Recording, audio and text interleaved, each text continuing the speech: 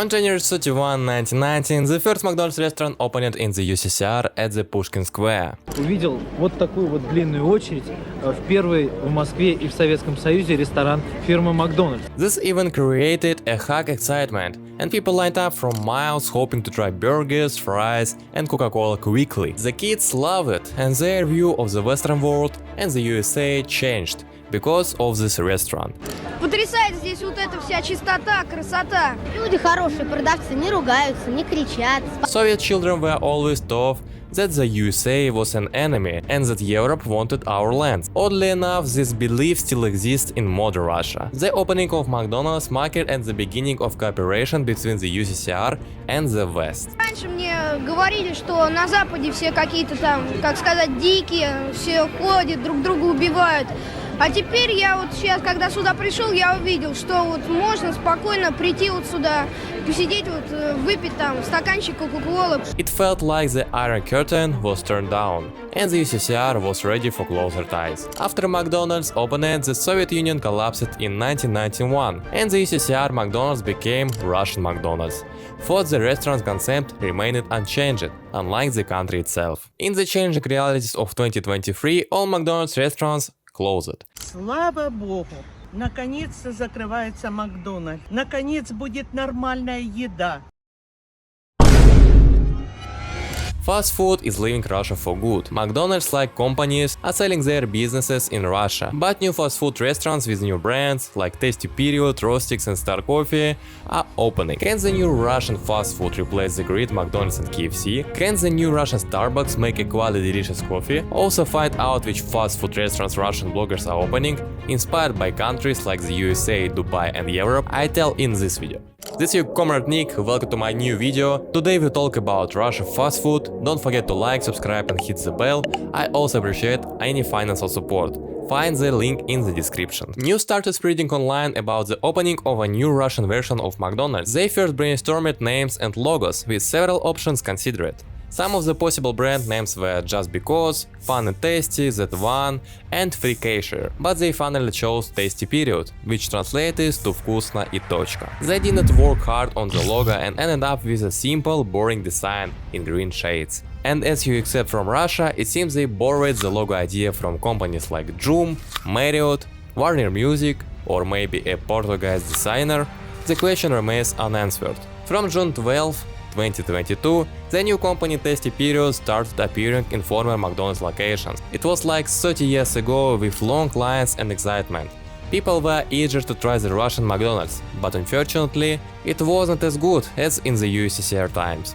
The branding of the restaurant changed completely. Logos, signs, menu names, but in the end, it felt like the same old McDonald's, only worse. In the first restaurant they sold leftovers from the original McDonald's. They even used Heinz sauce packets and covered the original McDonald's logo with black markers. Can you imagine how much time and effort it took to cover more than a million logos? Share your thoughts in the comments. They served fries and drinks in plain white cups, since they didn't have their own branded one yet, and of course they served leftover food. Customers noticed stale buns, not so fresh patties, and leaked online videos showed how the staff handles the food very carefully. Вот сначала они едят эти булочки, а потом булочки едят все остальные. Ну да. All these leaks turned many customers away from the new restaurant. People also complained about the burger quality, and some felt sick after eating there. But now, a year later, I can say the current Russian McDonald's is not better than the original, but not much worse. Maybe I got used to do it, but the fries they now serve at Вкусно и точка are terrible. I prefer KFC. Now let's try to order the set my girlfriend and I usually get and see how much it costs. To begin with, I went to the Yandex food delivery service, then to the Tasty Period section and start collecting the order. I usually take a Big Mac combo that includes French fries or rustic, Big Hit, it's like a Big Mac, and a drink. Usually I take a Lipton, but for some reason it's not available now, as well as sweet and sour sauce. The girl takes everything the same, but change the burger for a Grand Deluxe. Then the girl takes herself cheese sticks with sweet and sour sauce and McFlurry, and I take myself 2 cheeseburgers to fill up. The total amount goes to 1,275 rubles, and with delivery and service work 1,465 rubles. In dollars it is $60. Is it a lot or a little for dinner in your country? Write in the comments, please. What happened to other fast food restaurants in Russia? I will list the most popular ones we have and describe them a little. Popular fast food places in Russia. Dodo Pizza. Delivers pizzas, Dodsters, buns like Caesar rolls and McDonald's, sweet potatoes and drinks. Tashir Pizza, same as Dodo Pizza. Domino's Pizza. I think everyone knows this one. Expensive pizza that tastes the same as the first two. Tasty Period. Replaced the original McDonald's, like вкусно и точка. KFC. Well, now everywhere. Burger King. Burger King not okay, not good. Shit food. There are many more places, including sushi restaurants, sushi deliveries, normal restaurants and small eaters. About KFC. KFC restaurants remained the same for a long time. The food was tasty and the service was excellent. But then KFC was sold to a Russian businessman and now it's called Rostix. Funny thing, many still call them KFC. Their concept didn't change and for me, it's the tastiest fast food in Russia today. By the way, because many brands left Russia, restaurants now serve a local drink called Baikal instead of Coke, and instead of Sprite or Fanta, they serve a drink named Fruit Style. It is not like Sprite, but it's drinkable. Speaking of Coke, if you want, I can buy all of the Coke in my town and review it in a new video. But since I'm a poor blogger, I can't afford it, it's too expensive for me. If you want such a video, you can support me on the Boosty platform where I post exclusive content for you. You can also subscribe or donate here.